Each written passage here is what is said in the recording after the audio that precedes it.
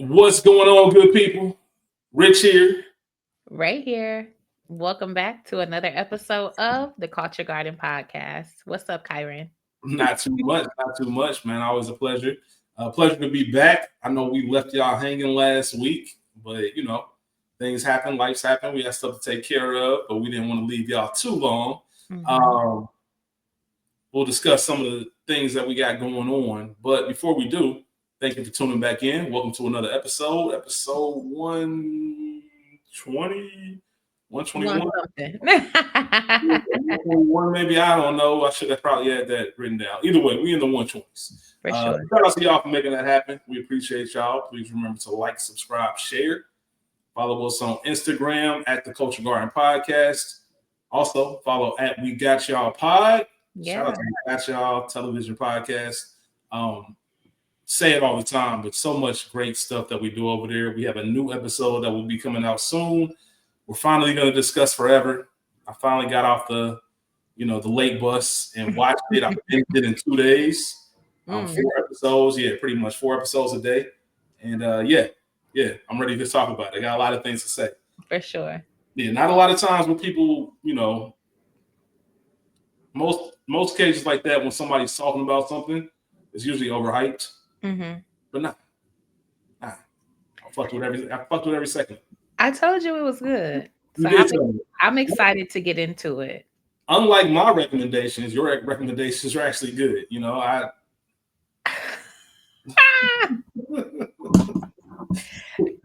Unlike your recommendations of late. Of late. I appreciate you being of late. Man. You're being very kind. What is it? The braids? What is?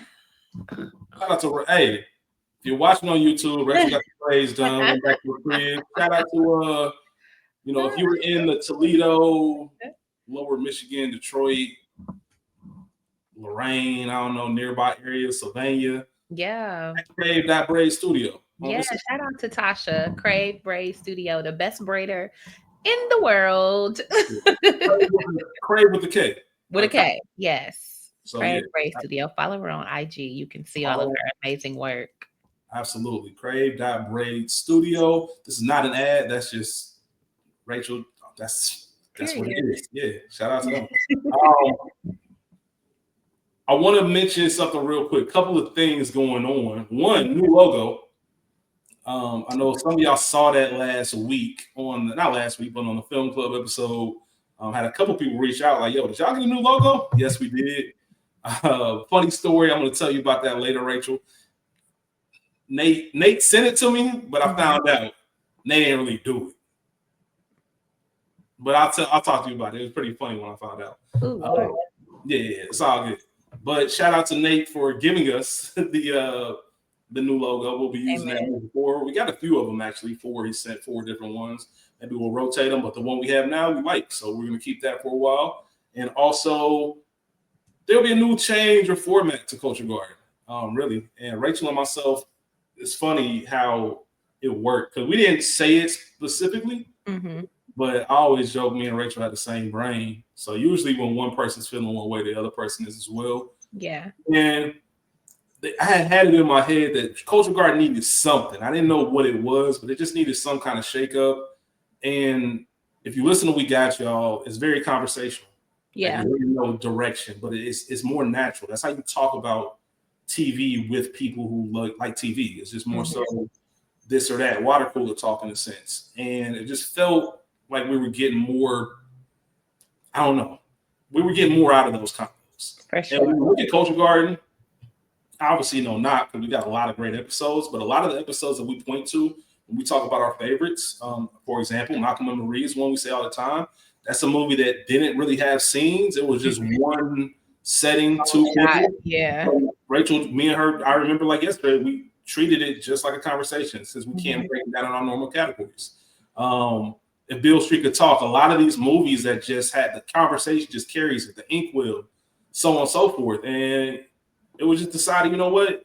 Let's cut off some of the fat and maybe some of the topics and not be so planned. And let's just have a conversation. And I think that way we're able to discuss these films in multiple manners. Yeah. We're not tied down to a structure. And also, it just gives us an opportunity to give it to y'all real. And we play around with things, all types of stuff. So I'm looking forward to it. And you'll see what I mean. We're still going to keep a couple things, but a lot of stuff we're just going to put to the wayside. Rachel, you got anything to say on it? I'm excited. Yeah, I think you said it all. Shift happens. And that's it. I think after 100 plus episodes, it's time to change up some things. And maybe it'll stick, maybe not. But evolution is key to this game. So I'm glad you said that. Thank you. I'm glad you said that part because we'll leave it up to y'all. If y'all rock with it, then obviously we'll keep it. If we feel good about it, Rachel and myself, maybe regardless of how y'all feel, we'll with it. But I am looking forward. Like I said, if you listen to We Got Y'all, then you kind of know what you're in for. And that probably is going to say everything that we need to say. Yeah. Also, I think it just gives us an opportunity. I think the format that we've been using is more of a great way to talk about the film itself. Mm-hmm. I think this is going to talk about why we love the film and some of the small eyeball things that we found with the film. So, we'll keep it going. We'll keep it going. But all right, I want to make sure that I go to some comments. I think we had some. Bear with me. All right, I want to go back because we didn't read comments on our film club episode, so I want to go back a little bit. Shout out to Lynn Vince, so we've known to grow in love over on We Got Y'all, following us now on the Culture Garden, so we definitely appreciate that. Left 4 comments on our Deja Vu episode, so I want to read those. First one, hello guys, I remember this movie when it first came out. I was visiting a friend and her family in Bourne. Ooh. I didn't read this before. Sorry, Rachel. I was visiting a friend and her family in Boring, Toledo, Ohio. Went to the movies and watched it twice, being a Denzel and Val Kilmer fan. First time visiting New Orleans last year, 2024. Enjoyed your podcast today. Keep growing. We appreciate that, Lynn Vance. But Lynn Vance, don't do my city. Don't do my hometown. Shout out to the glass. Rachel from the mud, man. If it wasn't for the glass, if it wasn't for the mud, then there would be no Ray and Rich. Yeah, never crossed paths. So shout out to Toledo, but I feel you, Lynn Vance. Quiet as good. Second comment from Lynn Vance. Crimson Tide was good also. Yeah. 1995. We might peek around to that one day. Had to go back and watch some Gene Hackman movies recently since his death. Watched Enemy of the State also. Enemy of the State is an incredible film. One of my favorite Will films. Gene Hackman doesn't even show up until like 55 minutes in the movie. Just kills it. Shout out to him. R.I.P. as well. Yes. Another comment. I'm finding that watching some movies years after they come out is just not the same. When I first saw it, I was like, wow. Watched it a few weeks ago and I was like, okay. I'm giving it a rose. I can agree with that. We discussed that. I don't know what that is or what that's called when you remember movies differently and then you put them on and that's pretty much it. Then the nostalgia bias. Yeah, that's got to be what it is. Because there's some stuff that I still like that I'm like, only reason I like this is for nostalgia. And then lastly, it was just an enjoy the Beyonce concert. She wanted to make sure you had a good time in Chi-Town, Rachel. Thank you. So yeah, absolutely. And then on our film club episode, we did get some comments from Mia. Shout out to Mia. Hey, Mia. I pointed out the Bring Her Back movie, how I was just like, nah, I don't understand y'all horror movie folks. She commented, as the Culture Garden family's unofficial horror consultant, I'm hollering. And then she also mentioned she forgot to fill out her Google form page. It's all good. Be announcing that date real soon. This week got very hectic very quickly. So we will be putting a date on the calendar to make sure we do our first film club. Since our film club episode, I've probably seen 2 movies in the theaters. So I got more to add to the list. I saw Mission Impossible. And I saw another secret movie, which is The Life of Chuck, which actually wasn't bad. You gave it a B, right? Gave it a B+. B+, okay. Original storytelling. They told it backwards. Great acting. Great moral of the story. You know what? This kind of leads to something, Rachel. I want to ask you a question. Okay. What do you look for to repeat a movie? Like if you're going to watch a movie again, what do you need in the first trip? I need it to be enjoyable. Yeah, I don't know because it depends on what the movie itself is. It depends on what mood I'm in. Which as a Pisces can be very tricky. But it just depends on what I'm looking for. Now, there are some movies, no matter what energy or space I'm in, that I will come back to no matter what. Like, ironically enough, it's complicated with my girl Meryl Streep and Alec Baldwin and Steve Martin. I just watched it at like 2:00 in the morning last week. No matter what, if I see that it's on, I'm gonna sit and watch it. Same with Devil Wears Prada. Same with Waiting to Exhale. Honestly, I'm a lover girl again as a Pisces. So anything with a little complicated love story, I'm probably gonna sit down and watch. I have to be in a particular mood for a thriller or something. I'm not, hate to say it, I'm not big on accents. Accents. Like a foreign accent. Yeah. Okay, I got you. You don't do a lot of foreign film or no. Howsoever, maybe if they're in their language, I can watch it like subtitles. Yeah, I can do the subtitles, but sometimes the other it's not great on my ears. But I watched HBO has a show, My Brilliant Friend, and it's in Italian. There is no English translation other than the subtitles. And I watched all 4 seasons of that with bated breath. You love that show. I love that show. So that's interesting. I'm only asking that because the original question that I was thinking about, as we're getting into today's movies, there will be spoilers and explicit content. As you see in the title, we're talking about one of them days. But you travel a lot, Rachel, and I wanted to just ask you, what's a perfect plane movie? Like, do you have a science when it comes to picking a movie for the plane? So it depends on how long the flight is. So usually if I'm connecting in Atlanta, 9 times out of 10, the flight from Hartsfield to wherever in Florida is gonna have a movie. But is this an hour long? Is it a 2-hour? Do I have multiple hours? So that's the first thing, because I don't want to get cut off. Typically, since I do have priority boarding, I can start my movie as soon as it's cool. Flex, it's cool. Don't worry about that. I like to start the movie as soon as I get on the plane so that I can navigate, so I can get as much as possible. So if that means a movie and then an episode or 2 of Abbott Elementary, that's usually what I do. So again, depends on mood, depends on time frame, or flight time. But I like a good comedy. I'll tell you, I have been the person sitting on the plane boo-hooing because I watched something sad or I was in a place and just emotional. So I try to hold it together. But honestly, I'm not a horror girl, so I'm never looking for that. But it just depends on what my mood is for that day and how much time I have. So real quick, and I promise we're gonna get in an episode, but this is fascinating to me because I do think there's a lot of science that goes into picking a movie for the plane. Do you always pick something new? I know you mentioned you might watch some Abbott Elementary, but do you ever do hey, I love this movie, Waiting to Exhale, for example, say it's on the plane. Are you watching Waiting to Exhale, no questions asked? Or are you searching for something that's been on your radar? Like, oh, they got this, I'm gonna watch this. A little bit of both. So again, it depends on how long I have. So I watched Mufasa on a plane because I had a 2+ hour flight. I had the time to sit. Were you doing the dance in your seat?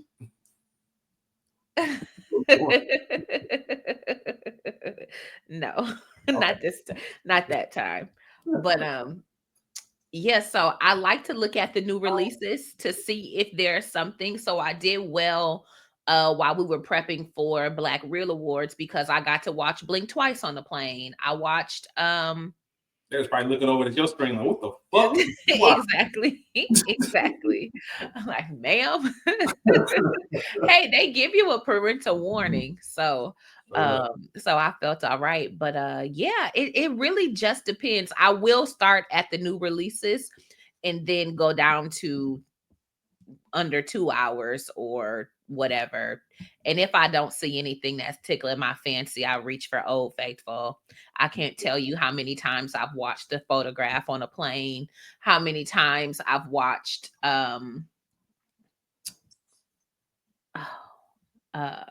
I don't know, a million things. Yeah, nah, I feel it. There are certain things that's playing movies, so appreciate you. I was just curious. Yeah. I was thinking about when I went to Vegas because I got another trip coming up soon. Shout out to my dog Salt, man, and getting married. Oh yes, hey Salt, congratulations. The fellas bachelor trip coming up. Oh Jesus, in Vegas? Yeah, in the middle of fucking July. But either way, flying out to Vegas, I watched The Godfather 2, or tried to. Okay. I love The Godfather 2. The Godfather 2 is actually one of the best films that's ever been created. Very old, as far as like you can tell that it was filmed in the 70s because it doesn't need to be as long as it is. Yeah. More into like how they shot the film. That's some nerd shit. I won't get into it. But it's not a plane movie. Mm-hmm. One of the best films ever, but it's not a plane movie. Yeah. It was perfect because it's like 8 hours long. Mm-hmm. It covered the flight, but I couldn't get through the whole thing. I kind of like dozed off. Not because of the movie, just because of the plane. But on the way back, I watched Inside Man, which was the perfect plane movie. For sure. Perfect plane movie. You could never go wrong with it. Training Day, stuff like that. So yeah. Anyway, side tangent. That's all I just wanted to ask you about it. But go ahead, Ray. I tried to watch Sorry to Bother You on the plane. Nah, it's not a plane movie.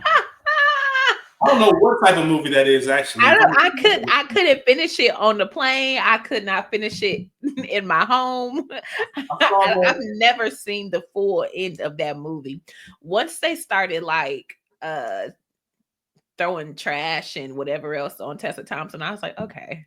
I saw that. Off. So, all right, it's funny you mentioned that. I saw that in theaters when it came out, right? I remember leaving the theater like, what the fuck did I like? All right, I mentioned this the other day. I went to go see Friendship. It's a movie out in theaters right now with Tim Robinson and Paul Rudd. Mm-hmm. It was funny, but there's a moment when you're in that film, like, what the fuck is this? Like, what am I watching? I couldn't tell you what the movie was about. It's called Friendship, but it kind of veered away. It became its own separate thing, and not in the what's that movie with Adam Sandler? Role Models? Broken. No. You talking about, that's the other movie with Paul Rudd. That's Scott and Paul Rudd. Adam Sandler and he's a comedian. Funny People. Mm-hmm. Y'all seen Funny People? Funny People's two different movies in one. Yes. The first half is a comedy, the second half is a romance. Yeah. And it's kind of like, that's cool. This one was all over the place, and I couldn't tell you what it was about. Sorry to bother you, it's the same thing. I couldn't tell you what that movie's about. I still don't know what the theme is behind Us. I still trying to figure that out. I have no idea what Jordan Peele was trying to tell us. I got an idea, but I don't know. I can't say for sure. So there are certain movies like that. Either way, we appreciate y'all dealing with our film talk. But getting into one of them days, synopsis of the film. When best friends and roommates Drew and Alyssa discover Alyssa's boyfriend has blown their rent money, the duo finds themselves going to extremes in a race against the clock to avoid eviction and keep their friendship intact. Actually, that whole rant before this was started because I felt like this is a perfect plane movie. Mm-hmm. One of them days is one where if I hadn't seen it in the theaters and it was on the plane, I would probably be very satisfied with watching it. Rachel, this was your week to choose. What made you want to go with one of them days?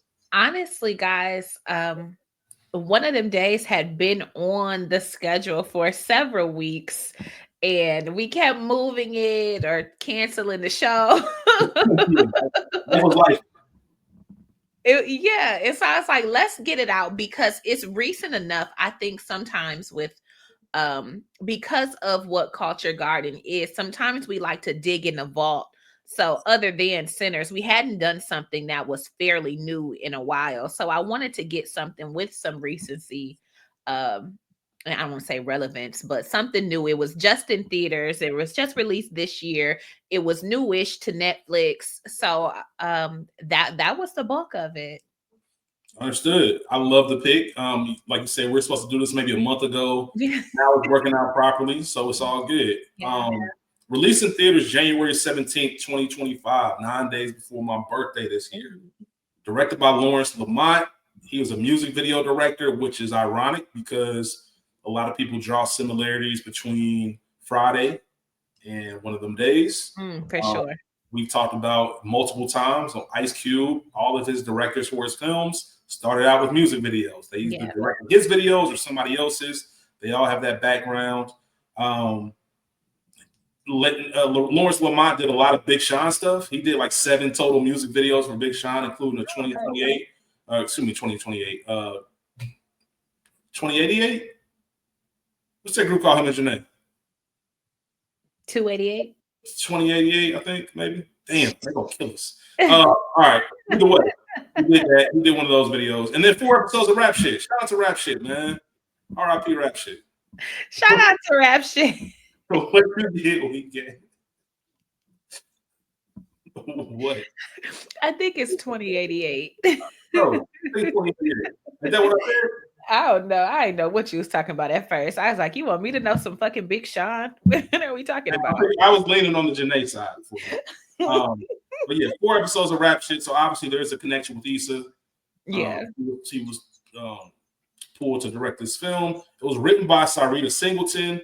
She wrote an episode of Black Monday, 20 episodes of Insecure, and 3 episodes of Rap Shit. So they had all been working together. So it kind of made sense. Had a budget of an estimated $14 million and made $51.8 million. Period. Shout out to them, because if you know anything about the film industry, January release dates are pretty much a fuck you. Mm-hmm. It's like if a studio tells you we're releasing your film in January, they pretty much don't have any faith in what you're doing. Yeah. It's like, it is what it is. It's kind of a win-win. Like, either it does well and we can make some extra money we didn't expect, or it flops and we expected it anyway. So this one did the opposite.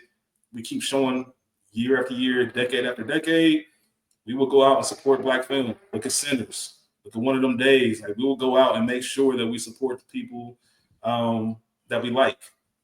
Oh, see. Just go see Queen and Slim. Why did you do that?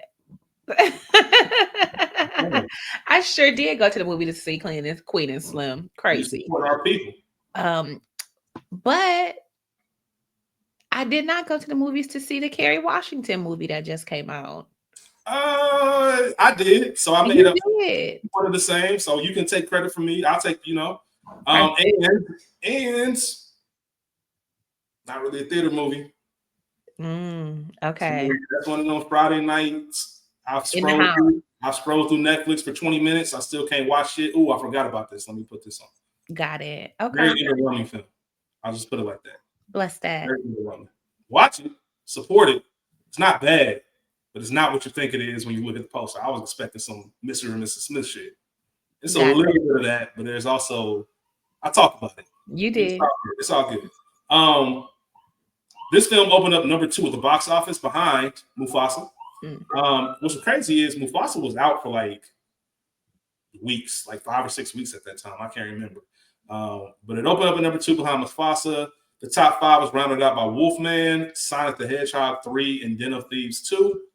It was in theaters for 12 weeks and was in the top 10 for 7 of those weeks. It was in the top 5 for 3 of those weeks. It's currently streaming on Netflix. One of the rare films, as Rachel said earlier, it just came out. There are no awards. We're anticipating that it will be nominated for something. I'm not sure. It's been a very interesting. We're doing some TV award stuff right now, and I'm looking at these potential nominees, and I'm like, yo, how the fuck do you pick a winner out of all that? But either way, we have the cast. Keke Palmer as Drew, SZA as Alyssa, Vanessa Bell Calloway, legend, as Mama Ruth, Cat Williams as Lucky, Patrick Cage, who I don't think I've seen him in anything before this. Did you? Do you know him from anywhere? I kept trying to figure out where I knew him from, but I don't really have an answer. So I had Googled. He was in Westworld, but I didn't watch that. So no, he has a very familiar face. He almost looks like he could be like Jackie Long's little cousin. You know who he kind of reminds me of too? Who? Who was I was about to call her Nunu. Who was Lauren London's boyfriend in This Christmas? The one that gave the speech about going to HBCU?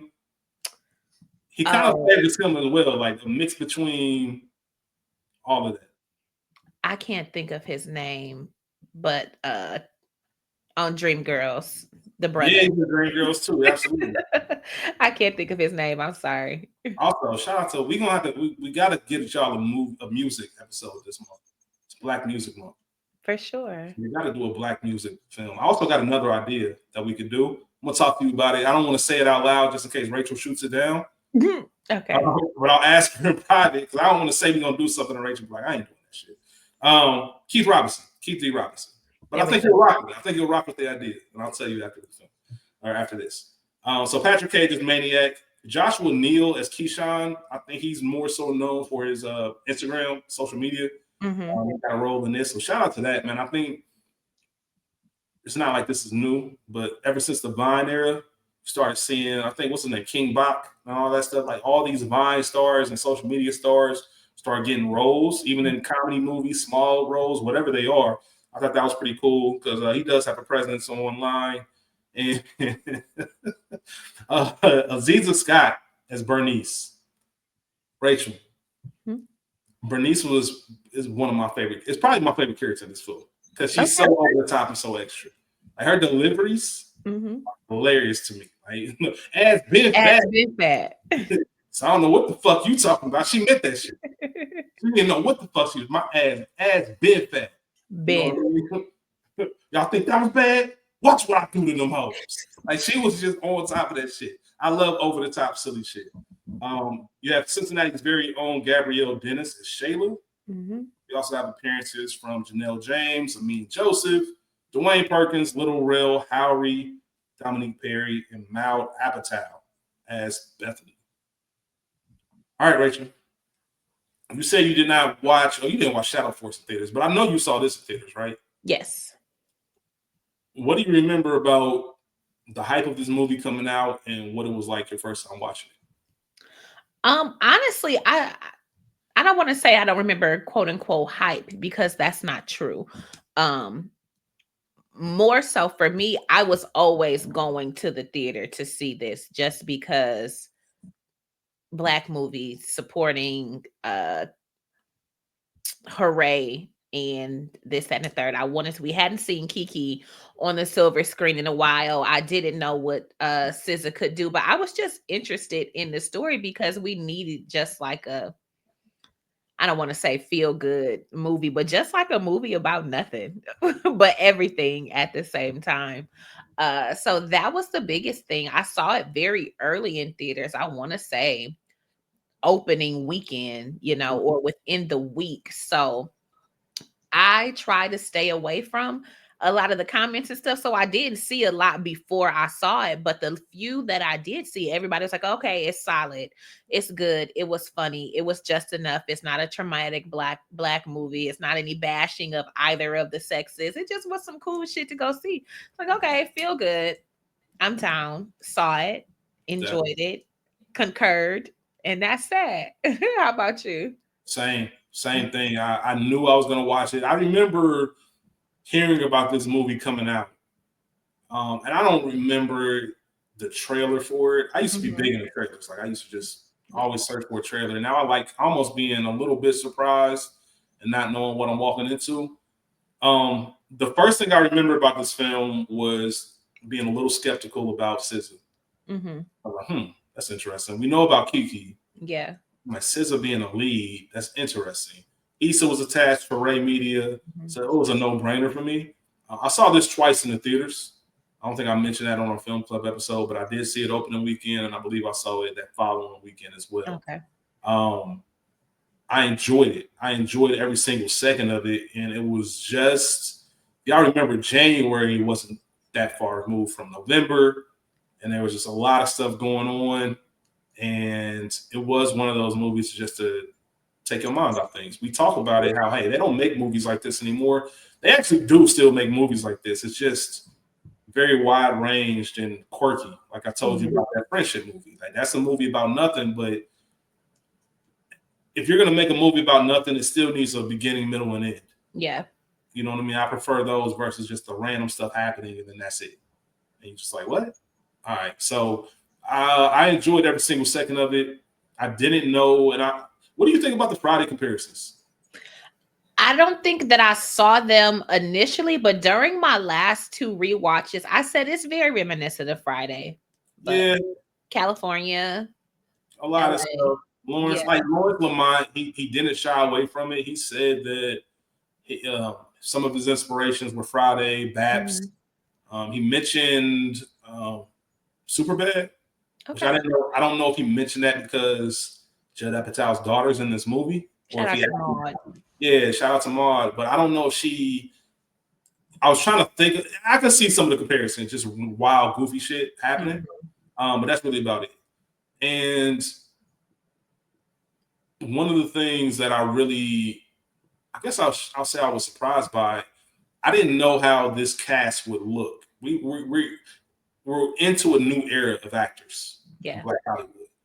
And there's a lot of faces that you're familiar with, but you haven't seen them in a lot. So to see everything come together, and even the flannel, right? I talked about the Friday. There's a flannel that Keke wears in the beginning of the movie when she's coming out of the house with like the sports bra tank top underneath. And that's an homage to Craig and his outfit in Friday. So all of it was there. And like you said, it was just a feel-good, air quotes, movie. Like you knew what to expect. You had the bully aspect of it. They kind of flipped everything on his head. I got a question for you about the ending. I'll talk to you when we get there. But yeah, it was good to see a movie get made like this. The theater enjoyed it. Yeah. I do remember that both times. A lot of funny things going on. I laughed out loud, even watching it, getting ready for this. Still some laugh out loud moments. Most of them Bernice. Bernice is just so over the top. But yeah, that's pretty much it. SZA was surprisingly good, Rachel. And I don't mean that she's not talented. We all know her talent. But I was not expecting her to flow as naturally as she did in this movie. Now, if you watch it, the more you do watch it, you can tell there's a difference between her and Keke. But as a duo, they work very well. And I think sure. A friend like Alyssa, maybe at one point in time, maybe not today, but at one point in time, or maybe people are Alyssa. People are Alyssa, and so when we initially decided to do this movie, so I do still have like my initial notes, and one of the things that I had written down was like, there is no way that I would be friends with Alyssa, and I'm saying this as a ridiculous person. That's a question I had for you too. So go ahead. Oh yeah, perfect. There's no way, and who has not been digmatized cast the first stone. Like, I understand. However, the rent money, like, I'm making sure that gets paid. She was just, again, Pisces, but she was just such a dingbat. She just was not in her right mind, or her right mind was just not ever clear. And I couldn't understand. I couldn't get a good gauge of how old they actually are. Under 30, but 20? Let's break this down. 25? Let's break this down because LA is a different place. So working at a diner, it might, in most places, it might seem like a college job, right after college job. But Drew was trying to be the general manager. Right. They live together, which is not uncommon for places like Los Angeles, New York. I'm going to go with, they didn't have cars. Well, Alyssa had a car. Drew didn't have a car. I would like to say 26. Okay. Maybe. Their credit score was negatives. Yeah, negatives. Lower than it can actually legally be. And I would like to think that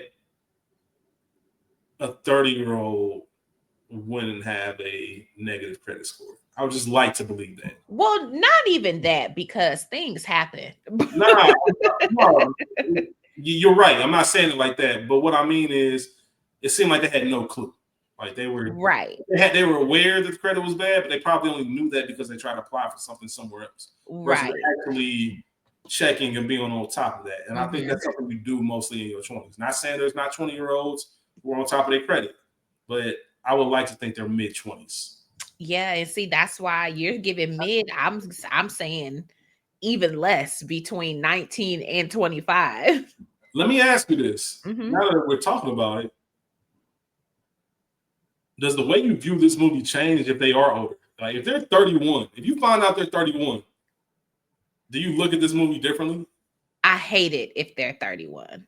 Okay, because it's ridiculous already, but at that point, it's egregious. Exactly. Because what are you doing? Yeah, that's a great point. I never thought about how old they were until we started talking about this now.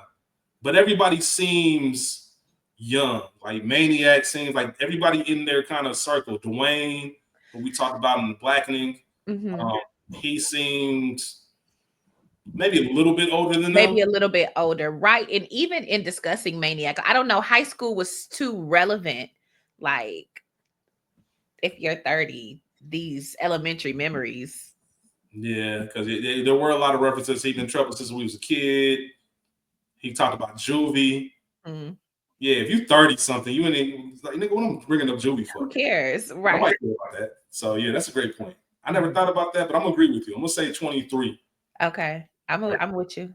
Okay, it has to be. It has to be 24, maybe. But I know I talked about SZA, just great friend, also frustrating. Not SZA, Alyssa, excuse me, played by SZA. Great friend, just frustrating. One of those ride or dies, screaming affirmations, making sure that you know your worth and your confidence, but does not take her own advice. For sure, like most of us. Yeah, and does a lot of goofy shit, and just the goofy shit that you just what? Yeah. Do you put any blame on Drew for making her responsible for the rent money to begin with? Yes and no, because maybe that's always been our arrangement, or we alternate between months. 1 month you take it to Uche, 1 month I take it to Uche. Like they're splitting it in half. So it just depends. You know what I'm saying? It's not like Alyssa was responsible for the whole thing. Drew had given her share. So I don't think she anticipated. And we know that Keyshawn was there for 6 weeks, I believe. Yeah, so he had been there for at least one other rent cycle, maybe. So maybe this month. Right. So maybe this isn't a factor that happened before. Usually there's no daddy longstroke in the picture to cloud your judgment and say, I'll do it, especially if these are young girls and you have this man who is fine, carrying and a dream seller, you know, saying, oh baby, I'll take it for you. So you might want to just get that princess treatment for a second, and especially if you haven't had it and you're young, here baby, here you go. That's all right. Now you're talking, Rachel. I will say there's something about being early 20s. I'll speak from my perspective, like not to get too anecdotal, as Rachel always says, but the first time you know you got someone, like you know what I mean? You might have shown them some things, you got it. Yeah. Depending on your moral lines, that can go left or it can go right. Real quick. You can take advantage of a situation. Woo. That's all.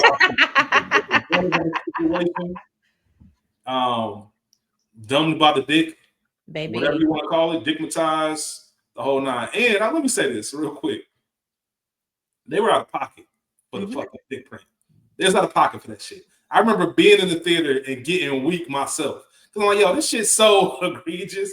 And Keke's face, right? And it's Drew. She did the double gas. She did one gas. If you watch that scene again, she did one gas, but then did another. And then obviously the whole commentary about it, like, nigga, so wasn't the Medusa almost turned into stone? Yeah. Shout out to that, and shout out to those with that.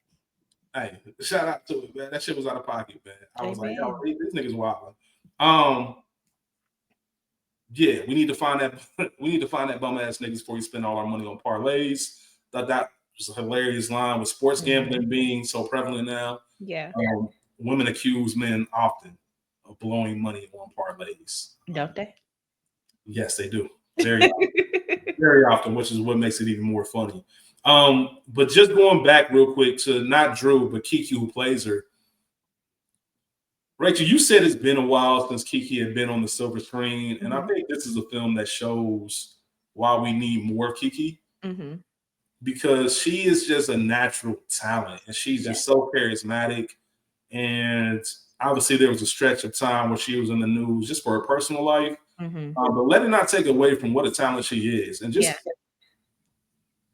there are many times when I watch this film and I see these two together. Let's say, for example, the scene when they got the money from the Jordans, right? And the way they're just down the street, like pop locking and dancing and like just goofy shit. And I'm just thinking about it, like I got homegirls like this and just like, what the fuck is y'all doing? Like if I was driving by, like what the fuck is y'all on? Like, y'all goofy as hell. But you know people like that, which has made it so relatable. For sure. You know what I mean? Like, who are you when the cameras ain't around and pop locking down the street and just dancing and just getting hyped? But it also shows a win. Like they needed that win. And sometimes you got to be who you are. But just natural, funny one-liners. I would love to know how much of this is ad-libbed. 100% ad-libbed. I was about to say, first of all, bring DVD commentary back. Yes. Please. Well. Also, shout out to Sinners. I'm about to go buy the DVD or Blu-ray just for the commentary. Either way, when I don't worry, Ray. I'm gonna buy I'll get you Blu-ray. Oh yeah, because nobody digital, I guess, right? They don't do Blu-rays no more. They do Blu-rays. I don't think so. I still got a Blu-ray player. One day, y'all niggas Wi-Fi gonna go out, and y'all gonna be looking. No, you're absolutely right. You're absolutely right, and we see that. Sorry, guys, to divert, but we see that in the music digital streaming age right now. You have downloaded something, have bought, even if you didn't buy it, but if you downloaded it, saved it to your library, now it's no longer available. What the hell? What the hell? What the hell, Beyonce? I need that live performance of All Night, Beyonce. Damn it. Hey, listen, like that sometimes. But as I mentioned, one-liners, like in the beginning when she's, we see her working, and she's like, hey, you know, those two older women are trying to get her hooked up with the grandson. You know, my grandson looks just like Tyler Perry. First of all, that's a crazy ass line. Like, Rachel, could you imagine someone coming up to you and like, yeah, you know, my nephew look like Tyler Perry? I'd be weak. Yeah, exactly. You're gonna laugh at the and she hit the alert. Alert. But Tyler Perry's not ugly. There's a sect of women who are very attracted to Tyler Perry, not as Medea, but Tyler. You consider this is a billionaire. He's tall. He's like 6'5", 6'4", 6'5". Alex Cross. Shout out to Alex Cross. Tyler's not ugly, but you just have. I'll leave it there. What's up with that perspective? Hold on. What did Bethany say? She said maybe we have a Prosecco and Pal situation. Prosecco and Pal. Come on, drinks, like just small shit like that. Doesn't do much, doesn't take much, but it always gets me weak because for sure, you know someone like that. For sure, we love a witty friend with a one-liner. Rachel Proctor, everyone. Ray P. Here she is. Absolutely. Hi. You're welcome. One thing I didn't mention, and we've discussed this before. I don't know. Can you make a Los Angeles movie without it being a character? You can, but it won't be good. I kind of might challenge you on that here soon. There's a movie that I've had in my head that I want to talk about. Okay. And it's a Los Angeles movie, but it's not a. It kind of is. It kind of is. We'll talk about it. I'm gonna pick it soon, and we'll talk about it. I say all that to say there's such a distinct culture about LA, and it's almost, I can't speak for everyone. Sometimes I look at places and I'm like, man, what would it have been like to grow up here? And this movie kind of explains that even more to me. Like just growing up in the jungles, like growing up in a lot of these places that are introduced to us through entertainment. Yeah. And just growing up in that culture of a nigga like King Lolo running around. Once again, you go back to even though Debo is probably in every city, I always contend Debo would have got shot doing his first scene. For sure. That was me, but that's all another story. I just love the landscape of LA. I love the not Hollywood side of things and the real version. And even through the bullshit, it's still sunny. I mentioned we're going to talk about on We Got Y'all Forever. Once again, LA just being a major character and wanting to just kind of experience what that's like and why people from these places have so much pride in where they're from. Not like we don't either. I saw Toledo. Yeah, Lynn for Toledo. Y'all know I'm a Cincinnati anybody to death. Yeah. I'll Cincinnati you out. But there are certain places where it's just, New York, Chicago, LA, Detroit. Some of these places are just rich in their culture, within the culture. And I always find that fascinating. Speaking of culture within the culture, Rachel, one thing that I'm always amazed by is the shared experiences that we have as Black people. Okay. Regardless of where you grow up. Like, doesn't matter what city. If you grew up in a Black neighborhood, even if it wasn't you directly, if you went to your cousins who lived in a Black neighborhood, your grandma, whoever, there are certain things that we all know we can relate to. Coast to coast. Miss Ruth, Mama Ruth. Having that neighborhood, did you have a candy lady growing up? No. You did not?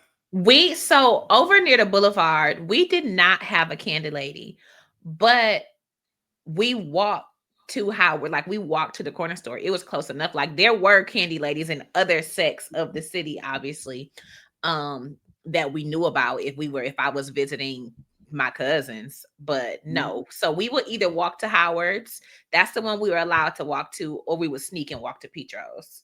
How much longer was that walk? Low key. Enough to know that you went to Petro's? No, so being a child of the 80s, a kid in the 90s, you didn't really know where we were, but we were allowed to go. So just consider Howard's is Monroe and Upton. Yeah. Petro's is Monroe and Auburn. Okay, so not terrible, but a nice little distance. Not a nice little distance. So from our particular neighborhood in between, it's not quite equal, but Petro's is a little further. I just saw something on, I don't know if it was Reddit, on Instagram, where I guess one of the gen, whatever gen we're in right now, we're saying, so like, for y'all born in the 70s, 80s, and 90s, like y'all parents really didn't know where y'all were. Like, did you see that? And I was just like, damn, like, no, we didn't. We just gone. And we got kicked out of it. I just told my mom while I was home this past weekend, I said, yeah, remember when we rode our bikes to the igloo? My mom wasn't with us, but all the neighborhood kids, again, that's past Geno's, that's past the hospital. Just imagine like 8 or 9 Black kids just riding bikes through the city. Like we really used to do that. And just be anywhere. No cell phones. Maybe were allowed to have a pager. I wasn't, but you maybe had a pager, no phone. You were just outside until it was time to come home. And you knew what time you had to be home. What time you had to be home. Lights came on. It was time to get back. Like before the internet, man. It was a special place. It was a special place. And I'll tell you, my parents, y'all know, one of them was an officer of the law. Was good for riding. We were around the corner or corners. Was good for riding down the street with a get home. All right. See y'all. It's been fun. Bye. You know what it is. You know you better get home too. One of the overall themes, obviously, the main thing with this whole episode or the whole movie is friendship. Yeah. And I want to talk a little bit more about the the Drew and Alyssa dynamic of things, because we talked about how Alyssa's a great friend, even if she is frustrating. I like knowing your friends. Yeah. Like they did something very subtle at the beginning of this movie where, and I'm sure we've all done it or had it done to us. If you're a late friend, figuring that out and then telling someone, all right, I know this nigga gonna be late. I'm gonna tell her 6:30. I really don't need her till 7. Yeah. But I know if I tell her 6:30, she might get here at 7:05, 7:10. We can make that work. That lets us know right away that they understand each other and they know each other. And not only that, I don't know if anybody's ever lived with someone who worked in the food industry. Shout out to school. When school was working like at Red Lobsters and shit, when I tell you, hey, can you pick me up from work tonight? Hell yeah, because I know you got a bag for me. I know I'm about to get all the cheddar biscuits. I'm about to get the shrimp. Every single thing that I can from Red Lobster. I used to fuck crab legs, anything. I used to fuck that shit up. Blessing. What a blessing. What a blessing. You went a whole different route than I thought you were going. No, I just had to say that. What did you think I was going? I was going to say, you have to be patient because of the smell.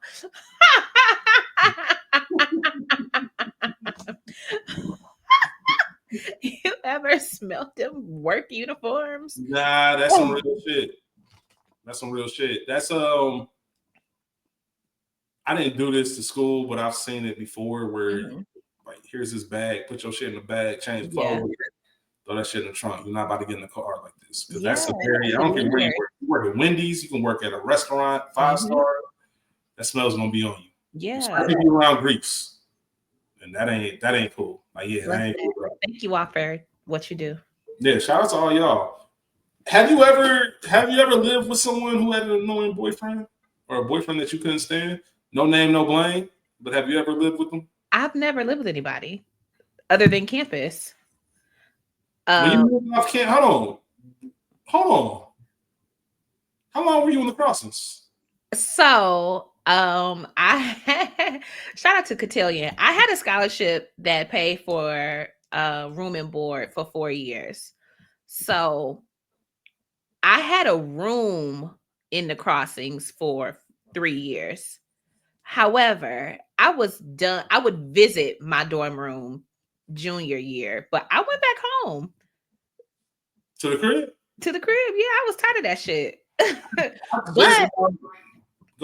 So, my freshman year, I had a random roommate in the suites. Shout out to E-Bakes, my sweet mate. Shout out to Erica, Cincinnati's very own. Shout out to Erica, man. Shout out to Erica. Then my sophomore year. Oh, I guess if I could count her, I think her name was Danielle or something. She had an annoying boyfriend, but I was pursuing membership and I was gone a lot. Yeah, so I wasn't really around like that. Then junior year, me, Shantae, and Nikki shared our suite in the Crossings. And then I had a roommate, but she like left after one of the semesters. So I had the room to myself. And then I can't remember. Well, I do know who was in the other third room. Shout out to Jasmine. But yeah, so you, Shantae, and Nikki shared the suite? In the Crossings. Was this before they moved over by airport? Yeah, the last time we all lived on campus. Because I used to go to the spot on the airport all the time. And I'm like, I don't remember them. But obviously, once I... What's that, Steeplechase? Or around there? I can't remember the name of it. I just remember just reaching... there was no reason for me to be on campus in the dorms. Like, that's how I felt. Yeah, like after freshman year, really, maybe sophomore year, I was in there a little bit, but yeah, there was no reason for me to be in the dorms when I had my own spot. Like I would just tell anybody, just come to the crib. Yeah, I would just go to fuck home. I don't know. The lure of campus living, I was done with that. And I was, for those of you who don't know, I was a tour guide. So my little it's $2 from that wasn't enough to pay rent somewhere. It was enough to keep my hair and nails done and whatever other bullshit I was into.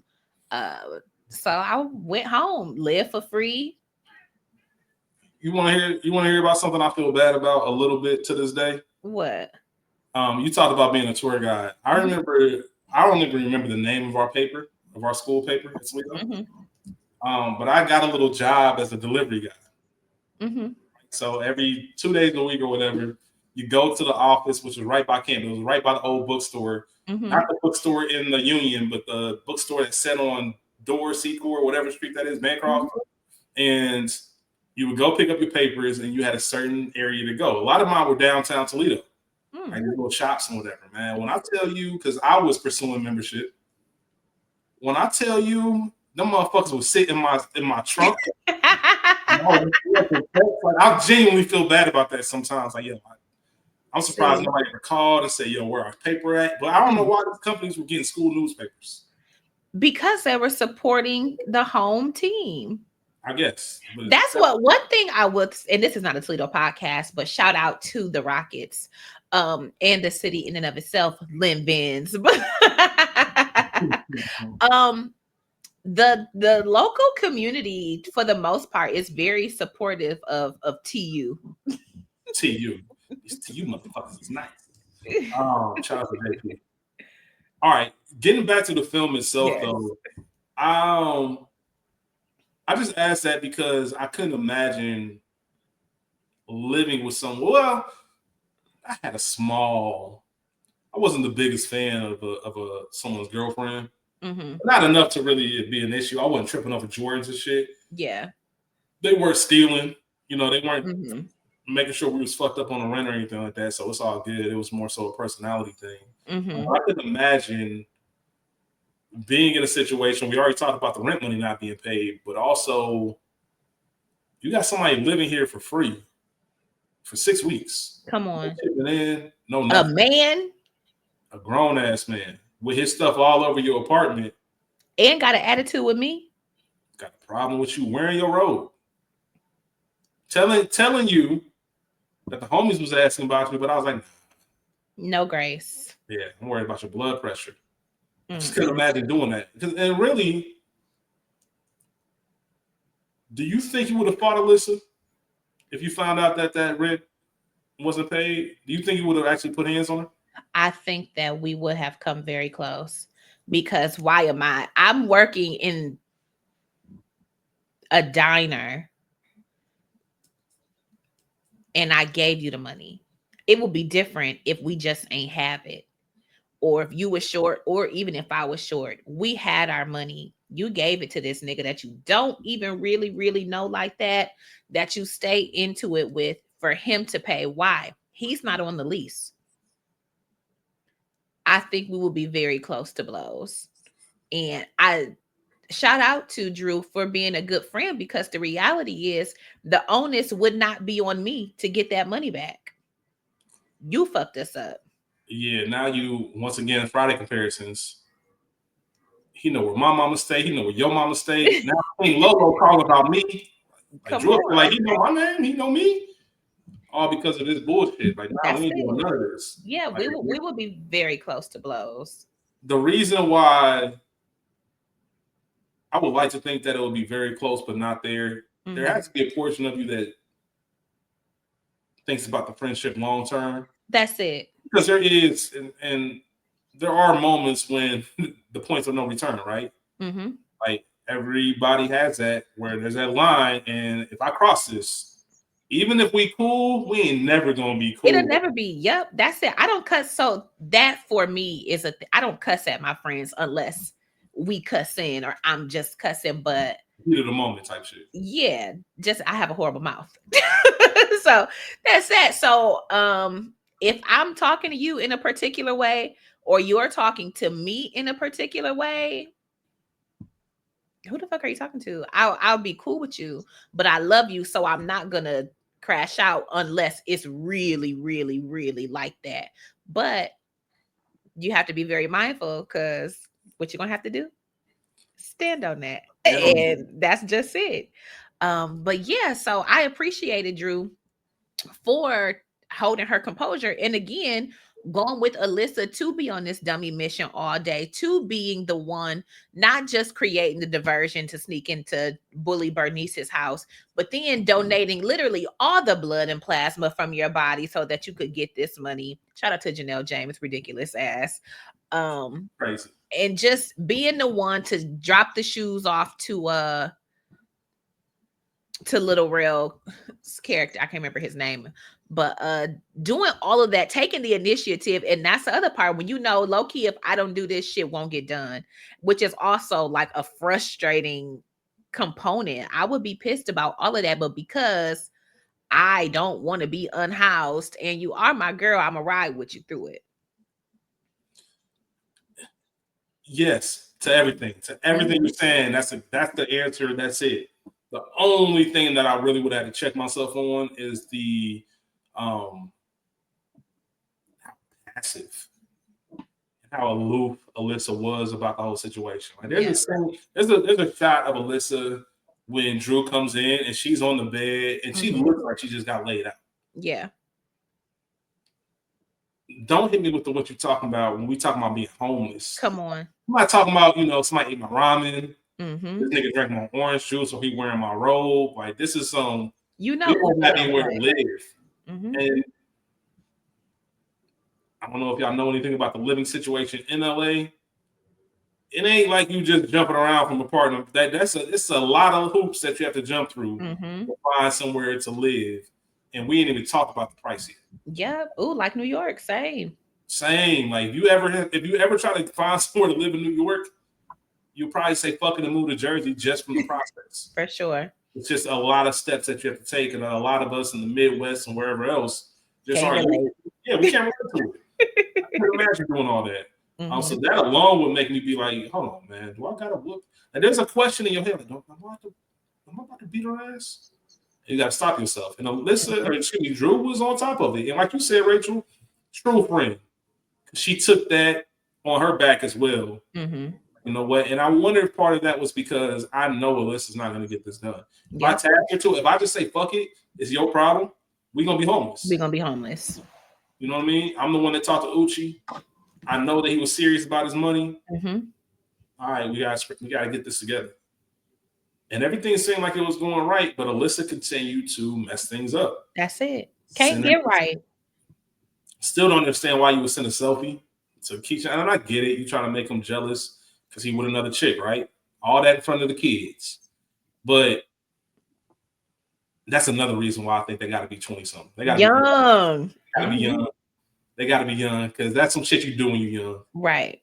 You send a selfie trying to make a nigga jealous and he ended up having your girl come. Could you imagine? Well, first and foremost, when's the last time you had an in-person interview? In person? I thought about that when I was watching it. When I saw Drew pull up, I'm like, damn, what's the last time I actually been in person for an interview? It might have been 2017 for me. 2012. Yeah. 2012. I don't even know if that's really still a thing. I don't know if people still go in person.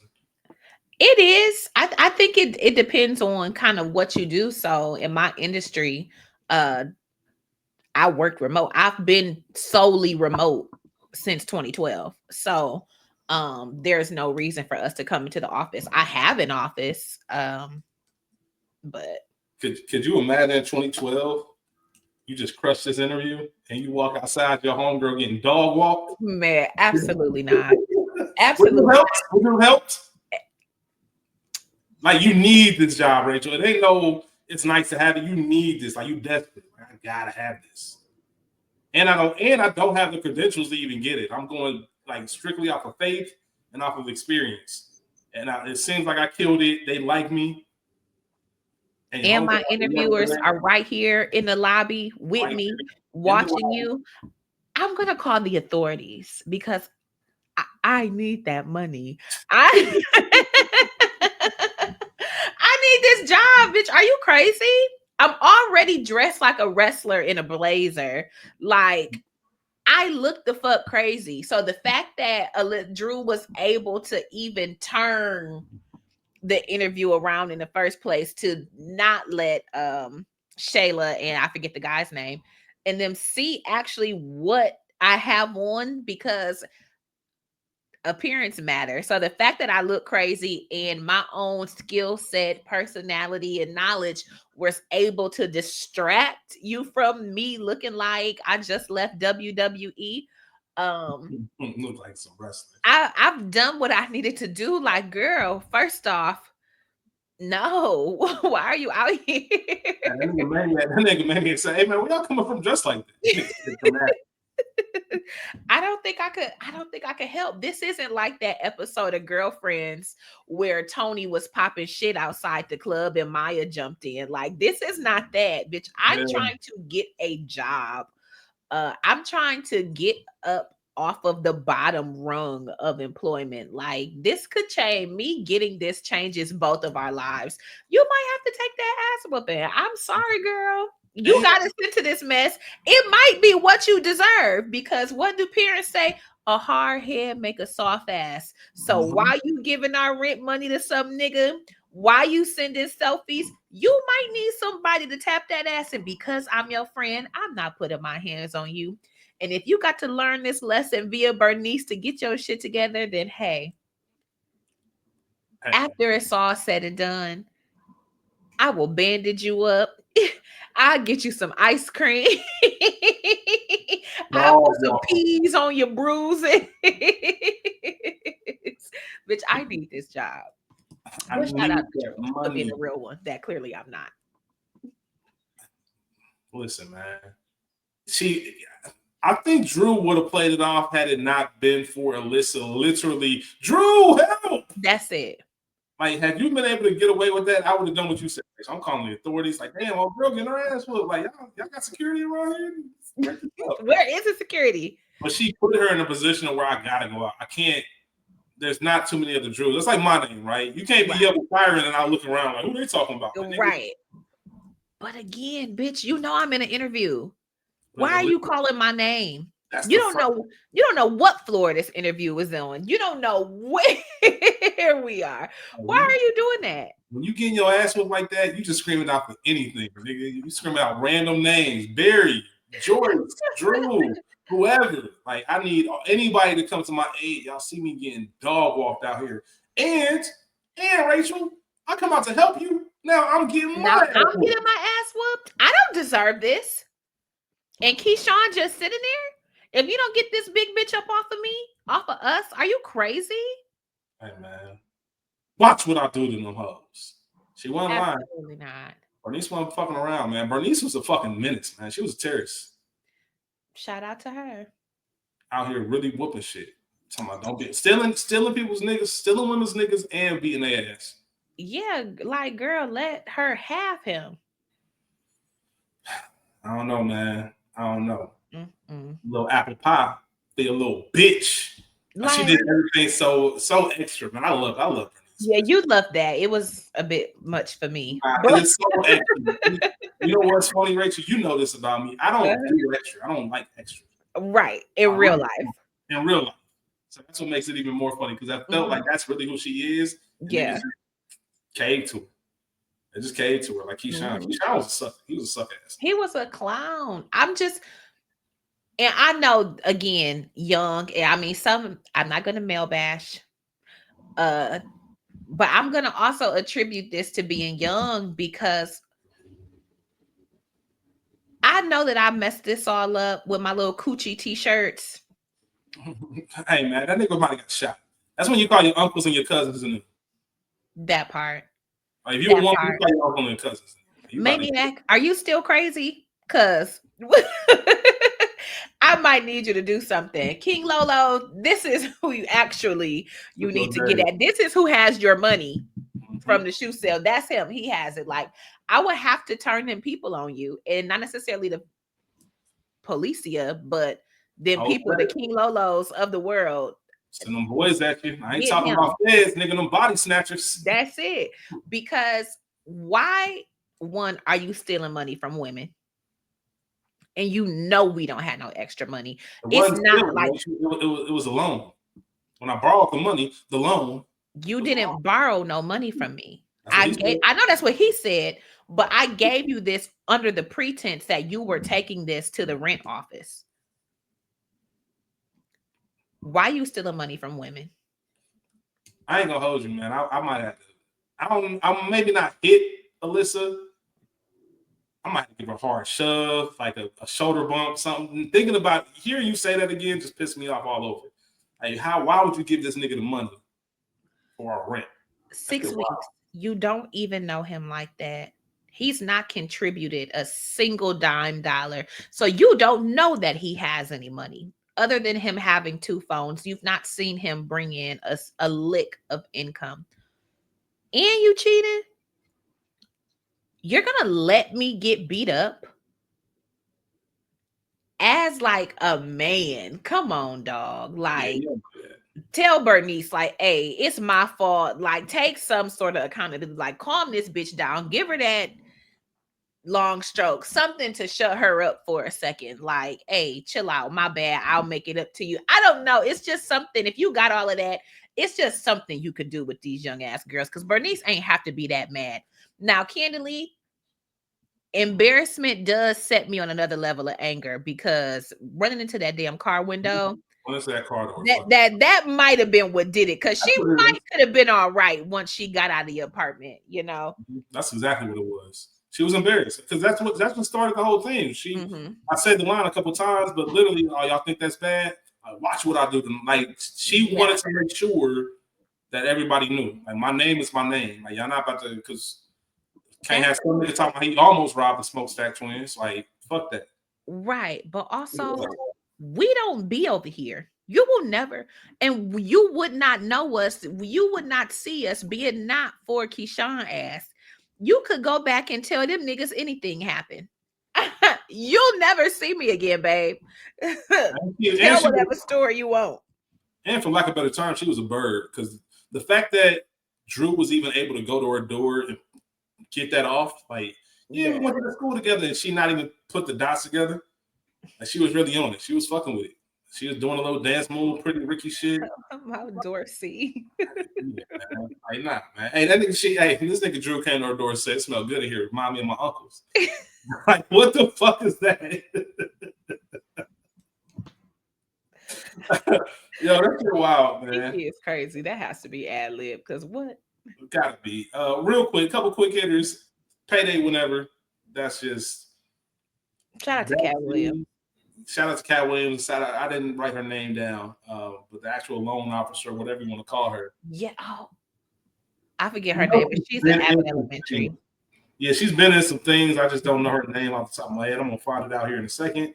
But I just love that, just because I don't know if anybody out there has been to a payday loan, or maybe in your early 20s. Once again, another sign that you're in your early 20s, payday loan scam. 1900% is fucking. Bruh. Like, come on, man. Like, I would have been outside for Lucky. Like, come on, don't do it. Don't do it. And just in regards to Lucky, it was perfect, because this is also coming off of his Shannon Sharp we chair. Shook up the world. So seeing him in this role, warning the people of the woes of predatory industry, my goodness. Hey, listen. Message. Anybody be telling you no lie? Absolutely, message. Damn, I'm sorry. Oh, Kayla Montessori. Fuck it. I'm gonna fuck it all up. I got to that last name. I'm like, you know what? Let's stop. Shout out to her though. Cat. It's not. If I looked it up beforehand, I'd have taken the time to learn how to pronounce it. But my bad, y'all. Shout out to her for real. That's Cincinnati country. Yeah, man. She really stole. Like, if it wasn't for Bernice, which is, once again, I'm ridiculous. So that's why Bernice, I think she would have been the scene stealer. Okay. Because she was just funny and just nasty and rude. For and sure. It's like, y'all got a 447 combined credit score. I've never seen nothing this low. Oh, Jesus. One thing, or I guess one of the other things I wanted to ask you that's very, very random. Very, very random. You fuck with Church's Chicken?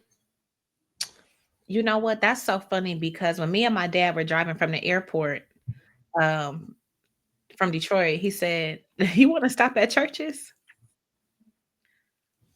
I cannot tell you the last time I ate at Church's. Is the church by Dexter's still open? Is Dexter's even still open? No. On Bancroft and Upton, no. No. Okay. Is the church that was right there open? I don't think so. I don't know. I ain't go down Bancroft that way. So I don't think so. But it made me think when we used to literally drive to Michigan to go to churches before there was one in Toledo. It was a churches connected to a White Castle, and we used to fuck that up. But I am very much a Popeyes girl. Don't give me no fry. If I'm getting chicken, it's always going to be Popeyes, and that's crazy because I have a Bojangles literally a mile from my house. But I'm a Popeyes girl. I'm with you. Popeyes is what it is. I just wanted to say that churches is awful. That's lab chicken. Like their wings are like 2 breasts combined. Yeah. Like, but I will say those biscuits slap. I understand why they give out coupons for the biscuits because the church's biscuits definitely slap. The biscuit burglar, that whole scene, that character, I think that was hilarious because hard times out here, man. Niggas out here really stealing fast food just because they need to. And Maniac comes and saves the day. Obviously, we haven't really talked about Maniac a lot and their whole dynamic. We met him at Mama Ruth's, and we saw that Drew was obviously into him, stumbling, stuttering. If you ever want to know if a woman likes you, fellas, if she can't get her words out, that's maybe a good sign. Hey, we got a little something on. Mama Ruth talking about something. Maybe I need my honey bun split. Okay. Mama Ruth don't live the life. Okay, I love it. But I do like what they did with the character where they tried to make it seem like he was a hood nigga, like he was crazy, like he had been through all this stuff. We knew he had been in juvie, but we didn't get the full story. And he was ready to turn up. Yeah. Like as soon as the dude stole the biscuits, he's like, hey, man, that nigga gets like get laid out doing some shit like that. Like niggas don't play like that. And obviously Alyssa look at you Rachel like, I don't know if you peeped. Like something gonna happen to that nigga. And I think Drew or Alyssa like what? No, I thought of you every single time. That would have been you. Like what? What happened? Exactly. I'm a bird. I'm just letting you have it. As I mentioned, Alyssa talking to Drew, hyping her up, man. Sing the phone with your man. Matter of fact, I got a little chemistry. I'm about to go. I'm about to dip. Yeah. Mission. Yeah. Mission. Give y'all a long time. And they were able to actually get some time in together before they saw Alyssa goofy ass trying to get them Jordans. But I just thought that they did a really good job with the romance part of it. A film like this needs that, especially with a character like Drew. If Alyssa's going to have something, then you want Drew to have that win as well. And not just a win, but somebody you feel like, oh, I know this is a movie, y'all. I know these are characters and they're fictional, but it's one of those, I could see them really being together. Not in real life, but in this movie world, if there was ever be a sequel, I could see them still being together. Not saying we want a sequel. Let's keep it to original stories. In all fairness, I don't want this new Friday. So it's not just because of something new. I'm gonna watch it because that's just what it is. Yeah, it's Friday, but I don't want it. Like I'm not excited about it. Like I hope they don't fuck it up, but here we are. Yeah. Did you have any thoughts on Maniac and Drew and anything? No, I just thought it was cute. Shout out to him being a paramedic, turning his life around. Yeah. It just being a solid dude. You could tell that he really was into Drew and that it wasn't just random. Like, low-key, I've been peeping you. Like, I've been wanting you. Yeah. What's up, girl? I like that. Yeah, there's definitely a difference between I'm trying to fuck and I really want to get to know you and I like you. I rock you. Absolutely. Huge difference between the two. I was thinking about this and I want to ask you, I don't have much to say about the King Lolo things. I actually wish that Amin Joseph would have had more of a role. You had to have somebody like that, I guess, the bully. But you already had Bernice. Yeah. Maybe you tie that in. I don't know if you need the character of King Lolo, but it all made sense. It all tied together. I'm not mad at it. The one thing I did want to ask you, and I guess they purposely stayed away from this because they wanted to show that Maniac wasn't a maniac. He was a good dude. Staying on straight, firefighter, all of that. Would you have liked to see a Maniac King Lolo fight in the jungle? Like, or is that too cliche? Yeah, I don't need that. Okay. I don't need that. Not even about it being cliche. The family don't want it. I'm glad they didn't. Like I said, I'd much rather have Maniac be the person, you know, you build him up to be one person and find out, oh no, he's really not. He's nothing like this. Yeah. You know, he's got caught stealing a couple times, which, you know, happened. which happened. Yeah, it does. So you got sent to Troy. I'm sorry. Don't mind me, y'all. And then obviously the whole point, of my opinion, as you go into the friendship, the main theme of it is don't sleep on yourself. Don't sleep on your talents, man. For sure. SZA was looking at her work like it was just some trash. Some shit. Yeah, some bullshit. And I always find it interesting because we've lived through this. I know I've had people that tell me, sometimes when people point out talents to you, you don't look at it that way because it's natural. Yeah, for sure. You can wake up and do. And I'm sure that's how Alyssa felt about her art. Like, I can wake up and do this without really thinking about it. It's crazy for me to think that I can make money off of it or be good at it to a point where I'm esteemed. And that first stranger that walks by, Bethany in this case, looks at it like, yo, how much is this? And we saw a list on something like, man, you can have it. Man, it's $300. $300. Yeah, homeless. They get $300. Yeah. You got people $650 easy, and they really thinking it's a steal. I never forget Nate. Shout out to my brother Nate, as I mentioned earlier in the episode. He really is an artist, even though he played this. I played this, but didn't really do the logo himself. Not a big deal. I'm just gonna give him shit because that's my brother. But I never forget, he went out to LA. Speaking of LA, there's a dispensary that commissioned him to draw a mural. Not just a painting, like a mural on their wall when they were opening it up. And I'll never forget him telling me, he was like, man, I don't think I charge enough. I'm like, what you mean? We talk about that sometimes. Like, you know, how do you know what to charge for your art? And I said, why do you say that you didn't charge enough? He said, because when I was painting, I heard like the bosses, like two of the bosses behind me on some, you know, he's only charging us X amount of money for this. He was like, damn, like they flew him out and it was a nice amount of money. I remember, yeah. But the amount of money, I would have been like, cool, I'll do it too. But they were thinking, shit, if we ask anybody in LA, this might double that. It might have been 5 times what they was talking. Oh, Jesus. But he did some incredible work and still standing to this day in their display. And a very, very big dispense, like cannabis brand too. So it's always funny how that works. But know your worth and really invest in yourself. And I was glad to see that Alyssa got a plan. We didn't really talk about the fight or the blow up, mainly because, and we'll talk on it briefly, I guess. Rachel and myself have had many conversations throughout many movies about, one, you got to stand on that shit, and B, damn, I'm finally glad. I think Alyssa even said, I'm glad you finally said it. Like, I didn't know this whole time you felt this way. That's wild that you're going off on me, and that's how you really feel, even though we've been ride or die since we was kids. Remember, they said the hot Cheeto martini was something they said as kids to give themselves liquid courage. Yeah. So we know that relationship has been established.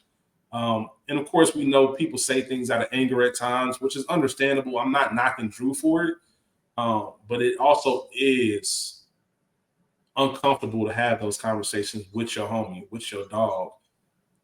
Didn't do a lot for me, only because they still had to stick together. There wasn't much separation.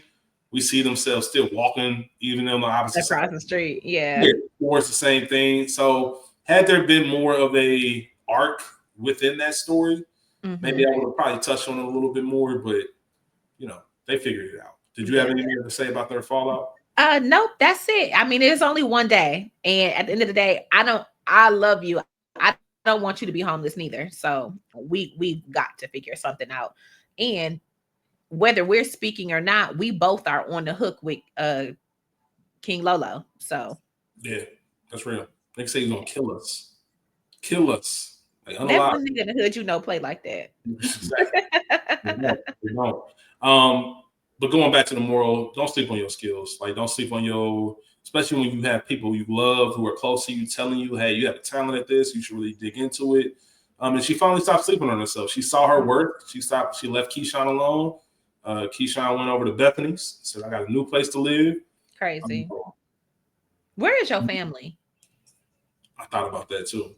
Get the fuck on. networking. Now that we have this art event, because not only did it work, the power of networking is crazy. It's all it really is who you know, not what you know. Because not only did Alyssa meet someone that can help with the pop-up shops and art, but Drew was able to save her job. For sure. So it all worked out, and obviously Uche got what he deserved. Maniac and Drew, they ended up together. Everybody's cool. The girls staying at Mama Ruth's. One big happy ending. I'm not mad at it at all. Yeah. We don't know what happened to Bernice. Bernice still out here terrorizing people. So it is what it is. Bless her. Absolutely. I don't have anything else to say about the film itself. I know that was a lot. A lot of different random places we went. But yeah, that's pretty much it. I don't have a ton of trivia. Did you know one thing I did read that I thought was funny? SZA did her own stunts, and I'm thinking like, what stunts did they do? What did she have to do? Fight? I was thinking about that. Maybe, yeah, but I'm like, climbing up on the power line.